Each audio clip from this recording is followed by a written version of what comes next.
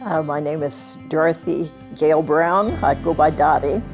I'm 102 years old, and my husband and I started supporting Wycliffe in the 1960s and have always supported ever since that time.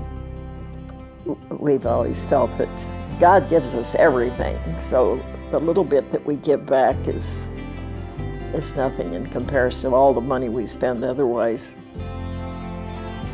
When we were first married, Bill and I were challenged to tithe, and we said 10%. Could we live on 90%? Because we weren't making that kind of money at that time. But we decided we'd try anyway. So when he brought home his paycheck, we took out our 10% and put it in the box. And we used the tithe money for many different things where we would have had to think twice whether we could take the household money to use this. God always had money that we could use. There's always these missionaries that come and challenge you and want you to come at that time, want you to come and help with translation and so forth. And these two couples came to join our church. They started telling us about Wycliffe. And I just couldn't believe they would leave their home, take their kids out of school, and go to these remote places and meet the people, learn the language. The dedication of the people, I just couldn't believe it. But I guess that's where we started.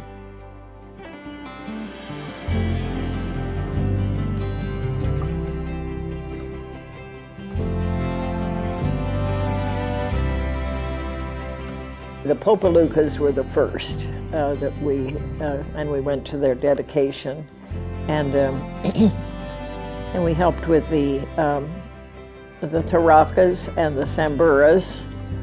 The Popaluka were so excited to get their Bibles, and there was an old man sitting on a tree stump, and he kept wanting me to come. Well, I couldn't talk to him, but he said to the translator, "This is God's word I can hold, but I can't read." But my grandson, he go to school, and he'll learn to read it, and then he can tell me, and now I can die. Sambura was the last one. Many of the people that we met, they were so excited about the Bible. One of the things I was kind of surprised about was when the people in the areas where they're in a hilly area, particularly a mountainous area, and they had met somebody on the other side of the mountain, they then introduced them to the Lord. And so they planted a seed into another group that probably would never have heard from one of us going. The Bible is God's word that is the direction for our lives. The only thing we can do is to give them the word and to pray that it will sink into their hearts so that they understand what the Lord wants for them in their heart language.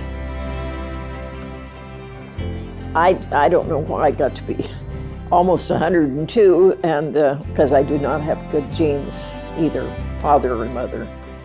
They all died young, and my brothers both died young.